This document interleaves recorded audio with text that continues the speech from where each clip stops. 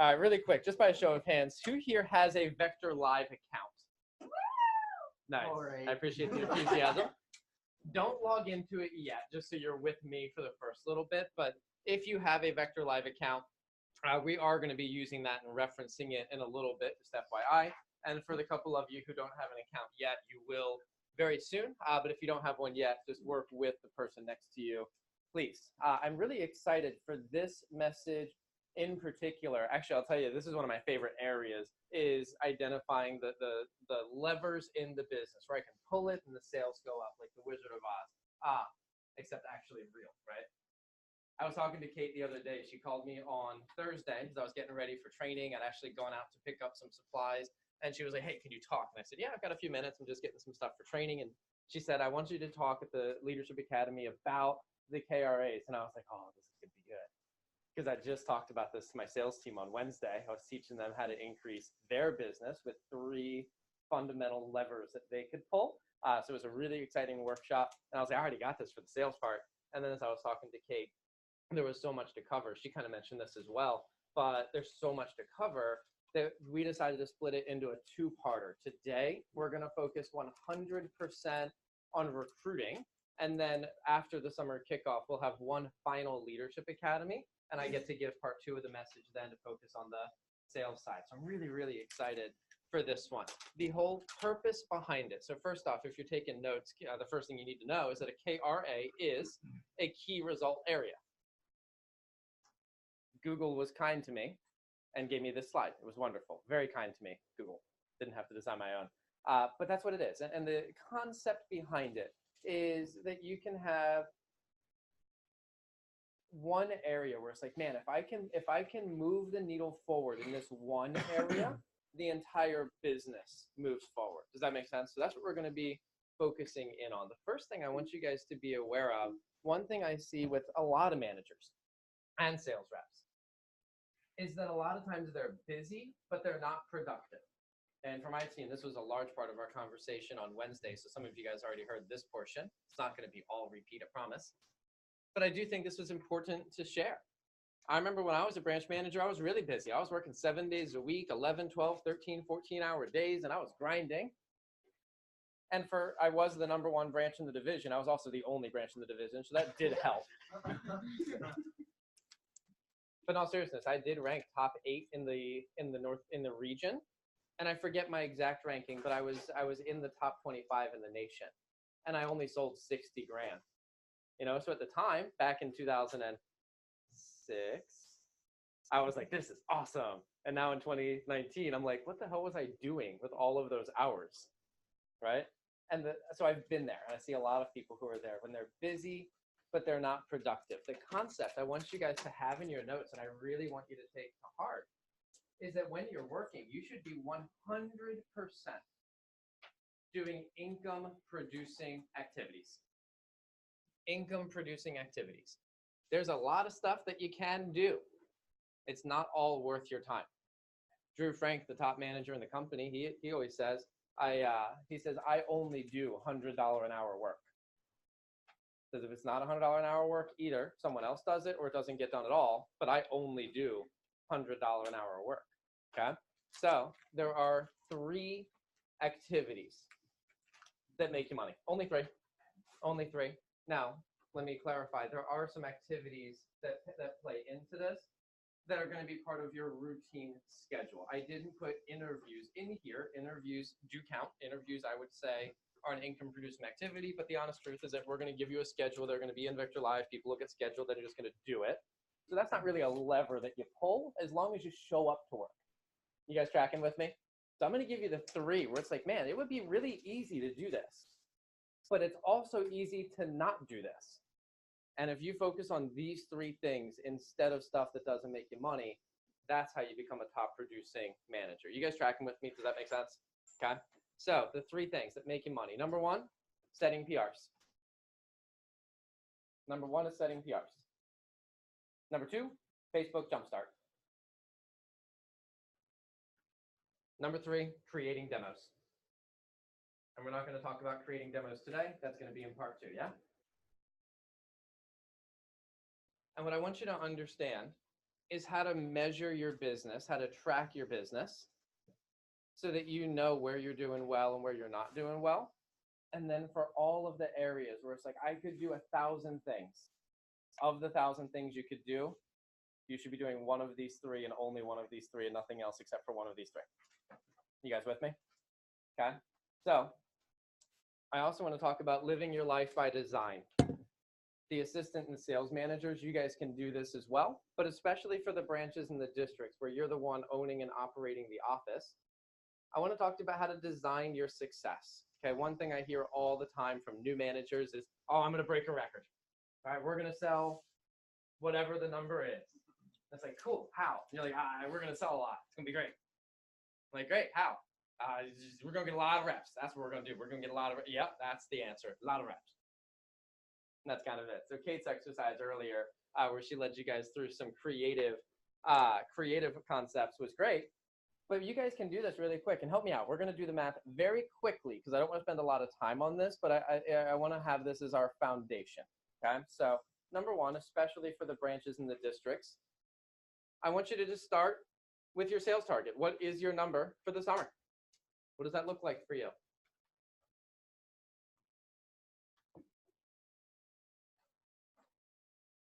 Just FYI, I don't know the official number until we get to summer kickoff, but usually it's 125,000 for a branch manager to come to Paris.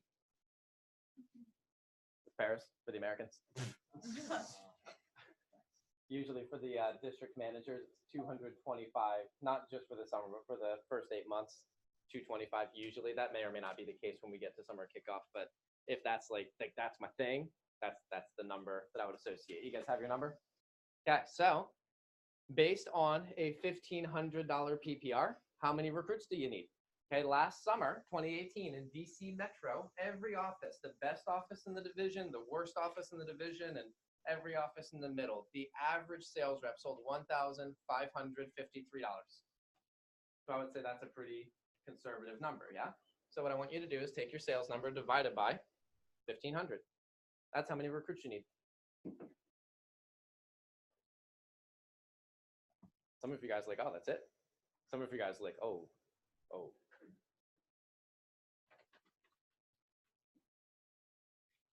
Now, on average, in a typical year, PRs are 70% of our recruits. Okay, PRs are 70%. So take whatever number you just came up with times 0.7.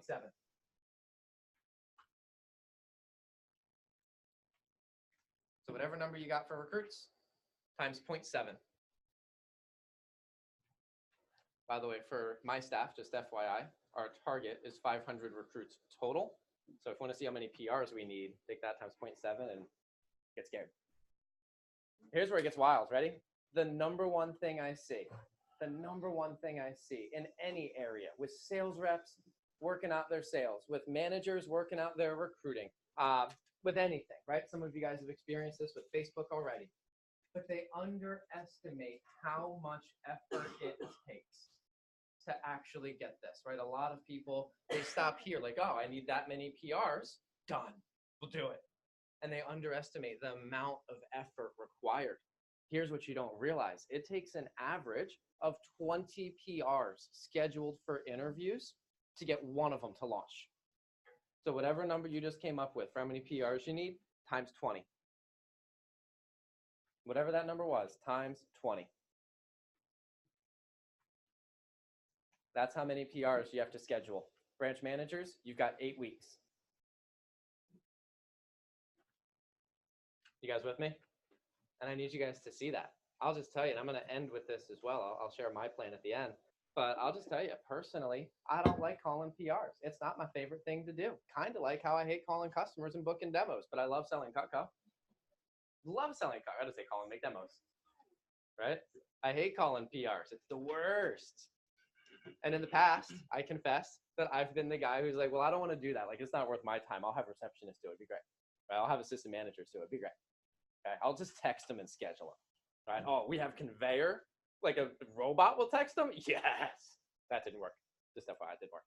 That was my entire, that was my business plan last year. Have a robot do it. Not the best business plan I've ever put together. Okay? I don't like calling PRs.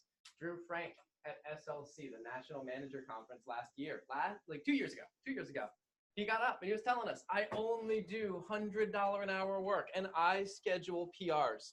And I was like, Drew Frank doesn't know what he's doing, obviously. He just doesn't understand the business. $3 million in sales in 1 year. He doesn't understand the business. Like, we don't need to call PRs. Our receptionist did. And then he said again this past year, he said, listen, I only do $100 an hour work. I call PRs. And then I had a call with another manager who won a silver cup at our PDC. And he was walking us through his game plan. And I saw the difference that 5 PRs per week would make in my business. And when I saw the difference of 5 PRs, I decided I would be scheduling PRs. So by the way, the other day, I sat down, and I want to give credit to Landon and Nick. I sat down, I scheduled 4 PRs in an hour, and then they continued while I was running an interview and training, and we scheduled a total of 15 for the day. Probably made about $2,000 to $2,500 in revenue just on that one day. Nick, I heard you beat him, by the way. I heard you scheduled 5 in the hour while John scheduled That's accurate. 4. That's what I'm talking about, Nick Shields. Yeah. I heard Landon got 3. Yeah.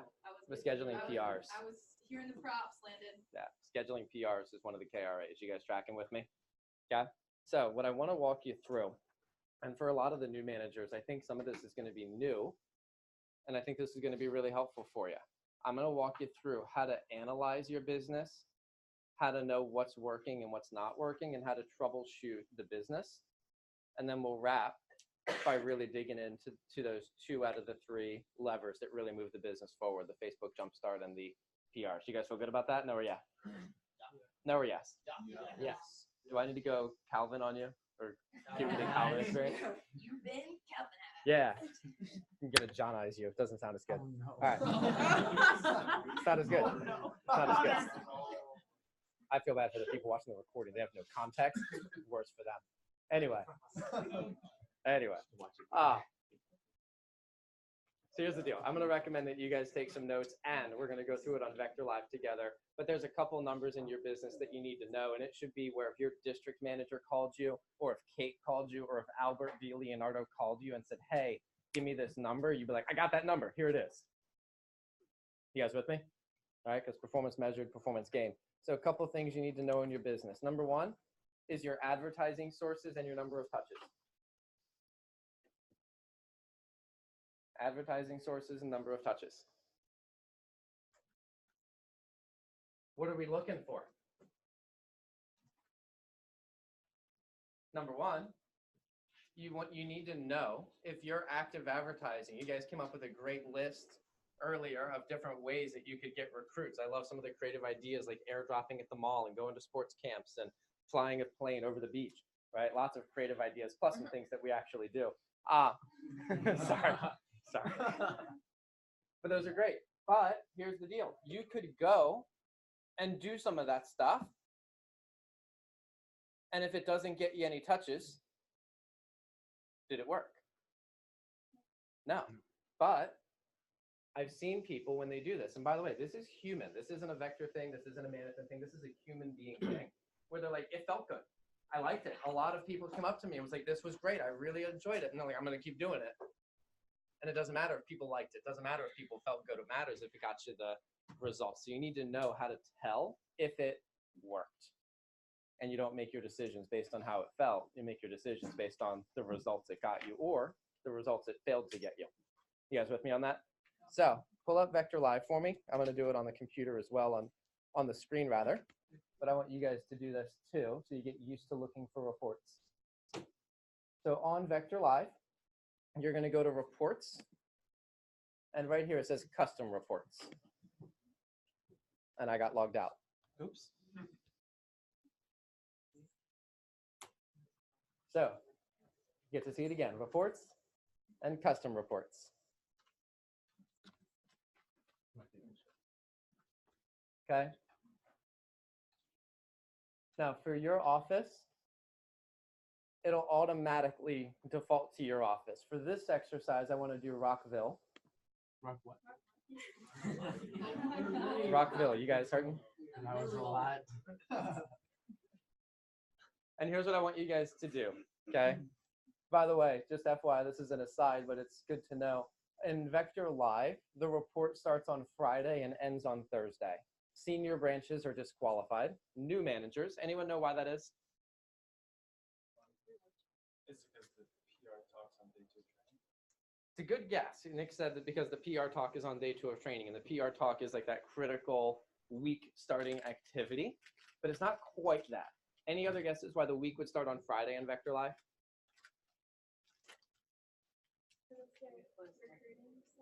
That's it. It's the recruiting cycle. Okay, means, yeah, you're on the right track. It means on Thursday, new trainees are in training. So anybody who interviews on Friday is starting in the next training class. Does that make sense? The same reason the Vector week starts on Tuesday, because Monday was the end of the week. Anything you sell on Tuesday counts for the next tab week. You guys get that? So Vector Live's recruiting reports always go Friday to Thursday. Also, just FYI for the branches and districts, Earl's going to be running some recruiting contests this summer that they'll announce at the summer kickoff. But the contest will also be running Friday to Thursday for recruiting purposes. Okay? So if you guys would, go up here to Office, change it to DC Metro, and rock something. Good. I got the desired effect of not having the Rockville squad go crazy. We're going to start off with the advertising statistics. And here's what I want you to do. Rockville did lead the division in recruiting last year. So I want you to change 2019 to 2018. 2018. And we're going to look at June. Okay, June is historically the largest recruiting month of the year.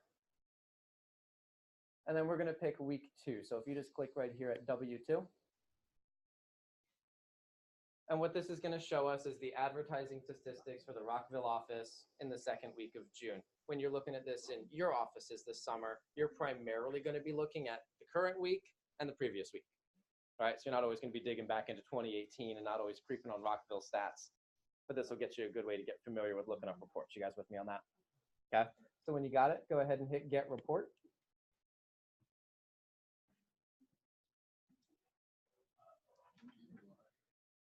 So we're in June, week 2 of 2018 for Rockville. Just to make sure, did anyone not get the report pulled up or have a hard time finding it? We all got it, right? I'll take that as a yes. So a couple things I want to point out to you. Okay? I just picked an arbitrary week. This wasn't even the one I looked at last night. I did that on purpose so I could look at it with you. For personal recruits, you have a couple columns. You've got touch, reach percent, qualified, scheduled percent. None of those numbers matter for personal recruits. For personal recruits, the only thing that matters is how many do you schedule.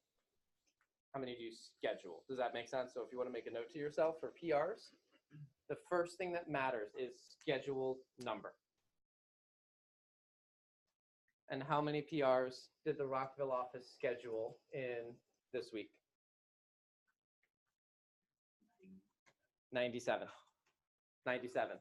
By the way, you guys might think that's a lot. I bet you Kate's pissed looking at that number right now. Yeah. How many should you have scheduled that week, Kate? Which week is this, sorry? June week 2. Probably 350 to 400. Yeah. Okay. Yeah, stupid robot. It's all right. Okay. So the schedule number matters. By the way, for a new district office, 97 would be decent. For a branch, that would actually be pretty solid. So you're going to get your numbers, and you'll have a target every week of this is your number. Okay, so you'll have that. The 97 was what they got. And then their show percentage is the second number that matters. And what was their show percentage? It was 43%. Good. By the way, do any of you guys know what we expect?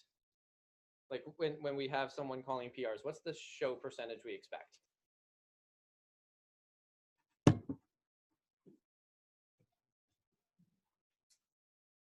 This is the first thing you got to know, because if you don't know that number, you don't know if you did good or not, right? One of the senior branches, help me out. Good, good. I typically use 35%, but 30% is also not bad. But the Rockville office got a 43% show. So did they do below average, average, or above average? Yeah, so if I were looking at this, if I were the manager, I'd be saying my show percentage is great, but we need to get about 250% more PRs scheduled, right? So that's the first thing I'm looking at. Second thing I'm looking at is mailers. Now, Kate already mentioned this. Mailers are one of our highest profitability, highest productivity sources of advertising. They are wonderful, but the downside of mailers is that they're passive. You spend the money and then you see what happens, right? But there's nothing you can do. You can't hire more receptionists and get more mailers. You guys get that? So the touches, it's gonna be what it's gonna be. It's gonna be what it's gonna be. But there are two things that you need to be paying attention to. First one is the schedule percentage. Second one is the show percentage. First one is schedule percentage. Second one is show percentage.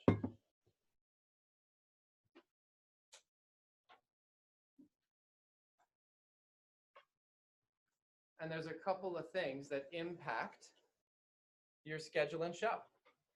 Okay, the first one is, are you getting the reminder text messages sent out?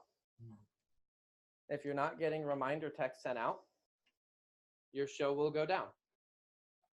Kate, you can tell me if this is what you're going to prescribe for the division or not. But in our office, we have both. The robot sends the reminder text message 2 hours before, and it looks like it came from a robot.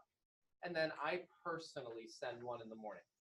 Okay, one of the first things I do is I send a message. I'm like, hey, this is John Godwin. I'm excited to meet you for our 12:15 interview today. The address is 1667, blah, blah, blah. The building's called the Crofton Medical and Professional Building. We'll see you soon. So I make sure that they have everything that they need to be able to show up. You guys tracking with me on that? It is scripted, by the way. I would imagine all of your offices have that. But Kate, really quick, are you guys doing the same thing where it's the robot text and personal text? Yeah, that's what we do. Cool. So that impacts your show percentage. That impacts your show percentage. Your schedule percentage is impacted by just making sure you have the right information. Just FYI, you're going to get probably at the kickoff conference. At the kickoff conference, you're going to get, sorry, I was mistaken. Let me go back. Making sure that you have the text messages enabled impacts both schedule and show. At the kickoff conference, for the new managers opening up a new office, you're going to fill in the information for your office. You'll have it, almost 100% of you will have it by kickoff, but you're going to fill in, like, here's how you get there, and a couple road signs or landmarks. Like in my office, we always reference Champion Realty and Las Volteca. And that stuff impacts your schedule percentage. I know at one point, my office was struggling. The schedule percentage was down. So what I did, and by the way, for a troubleshooting, this is your tip, schedule yourself for an interview in your own office. Okay, so I was like, why is this not working? Like, what's wrong?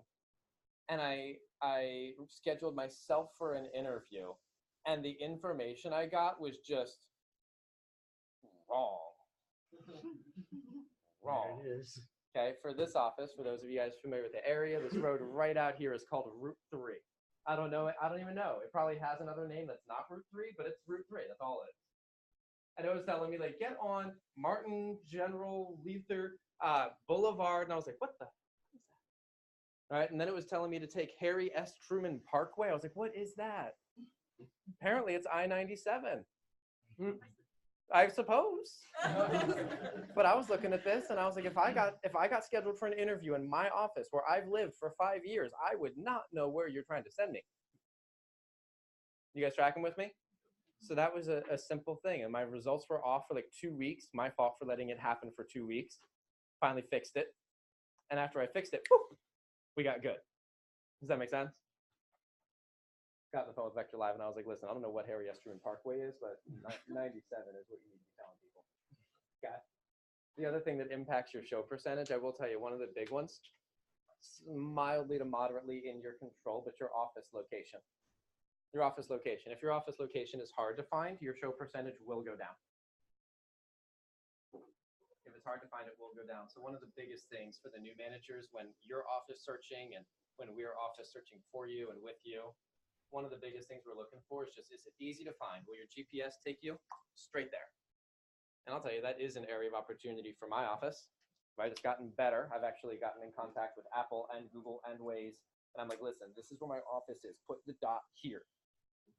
Because for a little while, they had the dot in the wrong spot and people were ending up across the street and they were at the Gold's Gym and they're like, I'm pumped, but I don't have an interview.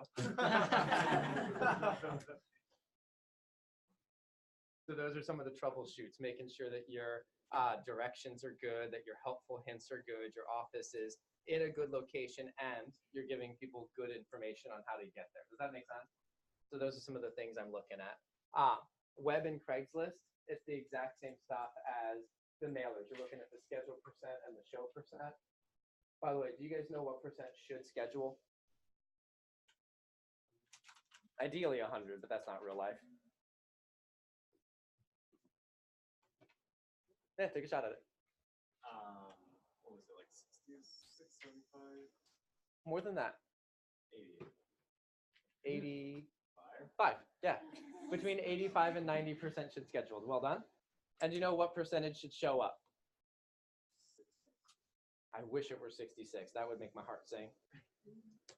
Should be about, by the way, it's different. For PRs, it's 30, 35%. For everything that's not PRs, should be 50%. Should be 50%. For show. For show, correct. So for these, mailers, close. If I were Kate, I'd be like, I'd want to edge that up higher because just a couple more mailers can make a big difference. Right, web, right on target. Craigslist, I don't know what happened to Craig or his list, but Craig's not very helpful. And then for social media, I would count that under PRs. You guys tracking with me on this? Now here's a thought. They only scheduled 2 social media recruits that week. You guys see that? Now this is June week 2. You're gonna get, I know. Sorry, Kate, I'm so sorry. Sorry. You wanna go in the back, put your headphones on, I got you. Yeah. Here's the deal. You're gonna be given a number. I'm assuming this is gonna be coming out at the next meeting or summer kickoff, but they're gonna be given an assignment of how many messages to send out per week. But if you send out 150 messages, or for Kate's office, I think she probably had 7 or 8 people doing this. And if they were sending out 50 messages a day, 3 days a week, that's 150. She has 7 people working on it. We're looking at like 900 messages a week. So if she had 900 messages sent out and 2 social media touches, I see some of your faces. You're like, that sounds not correct. You guys agree with that? So there's 2 possible ways that could happen. The first one, oh, actually, I'm gonna ask you guys, what are some reasons that the social media, that we have 900 messages scheduled to go out and only 2 PR scheduled? How could that happen? Not following up. Oh, sorry. Before not following up, Something can be wrong. even before that. They could have not followed the Facebook Jumpstart program. Even before that, they could have just not, Send the message. they could have just not sent the messages. Oh. Laziness is the #1 killer of businesses, by the way. Like, oh, I got busy. I had so many other important things to do. No, you didn't. This is one of the 3. This is one of the 3. But the first thing is that the messages didn't get sent. I got quote unquote busy. Too busy to make money, I suppose. Too busy to serve the world, I suppose. Too busy to change people's lives. Come on. Right? But that is a big one. Then you got to follow the scripting. And if you follow the scripting, you have your link set up correctly, which we're going to do with you at kickoff. You get that all set up. So we assume the messages get sent out. They're getting sent to the right link. Second thing is that a bunch of people apply and they're going to go to a Google form. Each of you guys will set up a Google form. You'll have a website that when they click it, it goes straight to your application page. And someone said this, I'm going to come back to it now. But once they apply, what does the manager have to do? They have to follow up with a text or a phone call or both, and you have to schedule the interview.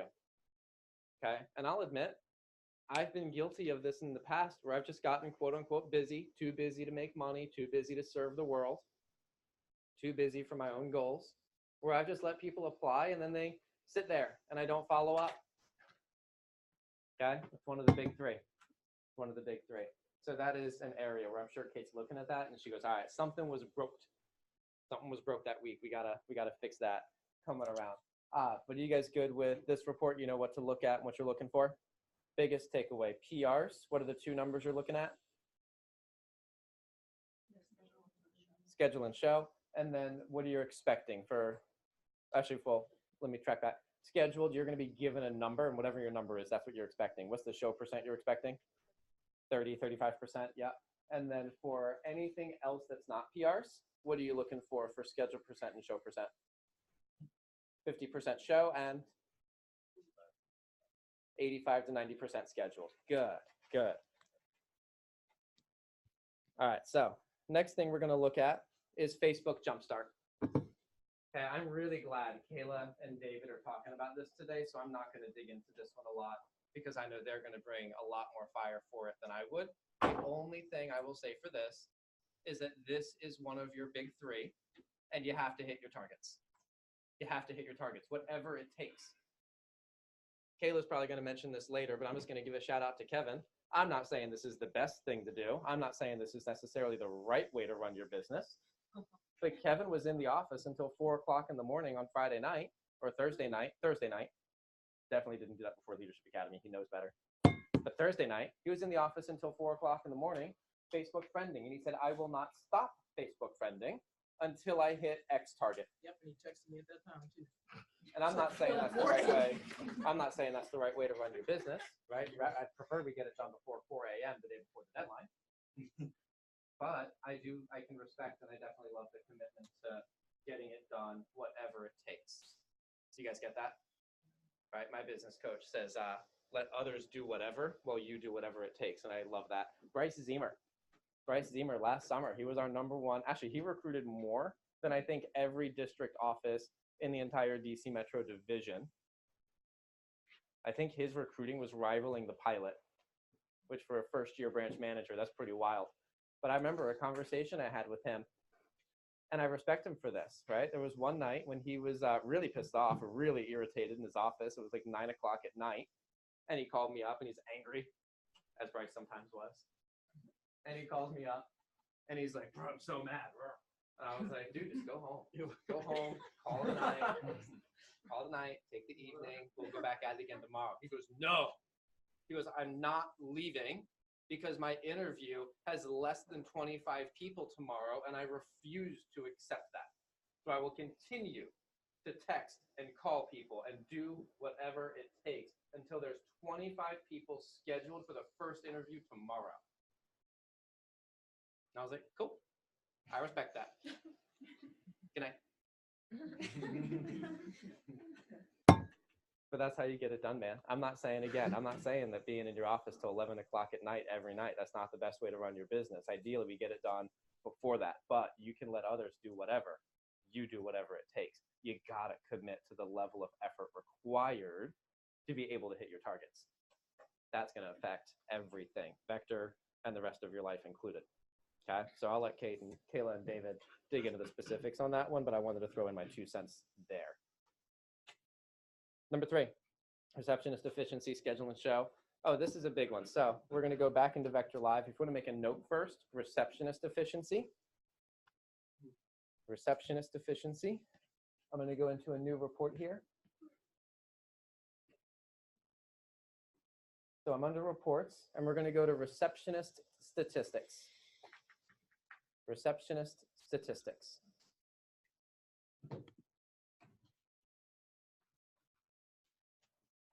Okay, Rockville was, I believe, I could be wrong, I believe the only office in DC Metro last summer that had a receptionist staff, which this summer we're all going to be doing, all of us. We're still going to use the robot to a small degree, but not nearly like we did last year. And the pilot, fortunately, led the way with that, proving out what works. Now, I'll tell you, back in the day, when we used to have receptionists handle everything and there were no robots, we would use this receptionist efficiency filter, and all minus PRs is exactly what it sounds like. It's everything except for personal recruits, and then PRs only, okay? I still use PRs only because your robot, its name, you're all gonna have your own robot. My robot's name is Kayla. It's very confusing when people come in, and they're like, oh, you're Kayla? One of my receptionists I hired was like, is she the Kayla? I was like, no, there are many Kaylas. I have 3 of them in my office. 2 of them are breathing, and 1 of them is a robot. But it was really cute when Jessica was like, are you the Kayla? I mean, we like to think she's the kid. That's exactly it. She's like, I am, but not the one that you're thinking. Anyway, the robot in Vector Live counts as, it's called conveyor or conveyor user, okay? And it does count as a quote unquote receptionist. So I changed this to PRs only to just weed that out. Yes. Oh, Yeah, please.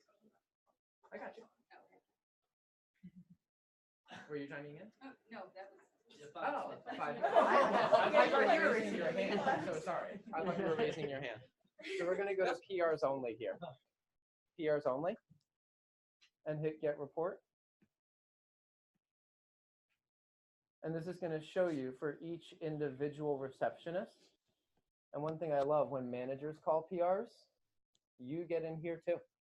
And it's going to show you for each receptionist how many they scheduled and how many showed up.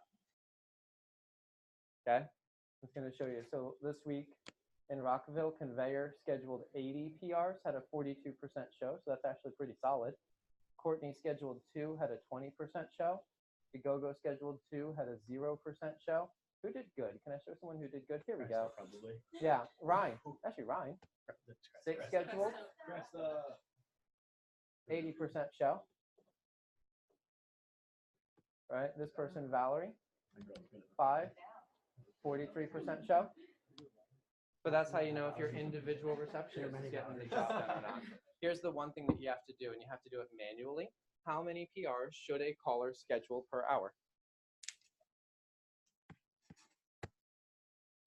2. 2 per hour. So if you have a receptionist who works 20 hours, and I'm not saying this was Val, don't get me wrong, but if she worked 20 hours and scheduled 5, did she do good? She did not do good. And even though she got a 43% show, I would still say that was not good enough. Do you guys get that? So those are the 2 things I'm looking at. Did they schedule 2 per hour? And did they get the show percent? Okay, I'm going to show you one last one, and then I'll wrap up with my PR plan. Where did my computer? Okay, here's the last one I'm going to show you, is manager efficiency. So right under here, we're going to go to manager efficiency statistics and hit get report. And this measures, so all the people, everything we've talked about so far is getting people into your interviews. And this now measures how good are you with those people. So it lists every manager who ran interviews. The number here shows you how many people did you have come in for an interview, okay? Qualified percentage you can't control. That's just if they were over 18 or were they 17 and graduated from high school. If the answer is no, they're not qualified, so you have no control over that one. Your kept percentage, you do have control over. Kept percentage tracks how many people are qualified for the job, and you keep them and have them stay for the full interview. You guys get that? Anyone know what number that should be? Okay, I'm going to try to go very quickly here, but anyone know what number that should be? It's going to depend on your office. The more urban offices like Rockville, where they have more inner city, it tends to be a little bit lower. The more suburban, in my office, I try to keep it between 85 and 90%. Okay, I will say this, and Kate, I don't know what your standard is, but your office in the second week of June had 53% kept. That means almost half of the people that came in for an interview were kicked out of the interview. I don't know about, maybe that's what Kate wanted, but to my mind, that's like, ooh, we are being way too, that to me scares me. For the branches, you should really be at least 80%, preferably probably higher. And then except ideally, if they stay for the group interview, they get the job, we schedule them for training, right? There's always going to be a couple that are like, it's not for me, I'm not interested, that's okay. So about 90% is where it should be. And then the last 2 numbers that matter are your show percentage to day 1. This should be, if you want to write this down, I'm going to go quickly because I do have to get these last numbers and wrap up.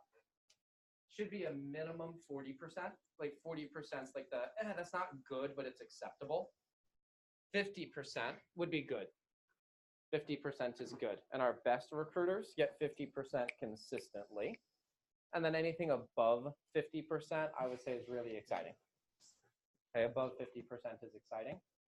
And then the other number is your launch percentage.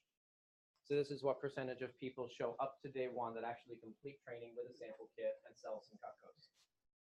Well, whether they sell Cutco or different is different, but launch with a sample kit. And that should be right around 70%. Should be right around 70%. Okay. The way that your show percentage, first off, if you're accepting or keeping fewer than you should, you're just being too selective in the interview. That's it. You're just being too selective. Or you're not impressing people. Okay, if you're not impressing people, they're not going to want to stay and hear what you have to say. You guys get that, yeah? What affects your show percentage is how much you recruited them, right? Did you just read them the script, or did you actually run an interview and recruit them, right? That was a previous message I gave at the last prep. And then the final one, the launch percentage, is what you're saying in the interview the same as what they're hearing in training? For the assistant managers, this is doubly important, because you have to say in the interview the same thing that your branch or district says in the training seminar. Because I can tell you, like, hey, this job, we pay you $20 an hour just to show up. We provide kegs and pizza every Wednesday night, and we all hang out for 4 hours, and that's all we do. And I could get a lot of people to show up. When they find out what the job actually is, they wouldn't launch. You guys tracking with me? So that's what matters there. So here's what I'm going to wrap up with, is just sharing, again, with the PRs. This is my own plan. I mentioned I talked to the top recruiter in the company, won a silver cup, and he told me the difference that 5 PRs make. He said if I schedule 15 PRs a week, that would get me 1 to 2 launches a week. And I forget the number, but he said if I schedule 5 more PRs in a week, it creates a difference of $64,000 to $96,000 in sales. Plus, the PRs that your receptionist schedule, the PRs your robot schedules, they're going to get whatever. But as the owner of the office, or as the sales manager or the key assistant manager, you're going to be targeting and going after your highest quality people. So not only do you exert control over the volume, you also exert control over the quality. So I hate calling PRs, but I'm going to let everybody else do whatever. I'm going to do whatever it takes.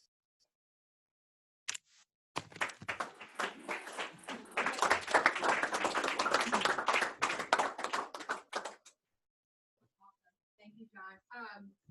Actually, you wanted me to stay up there. That's okay. I'll give you a chance to.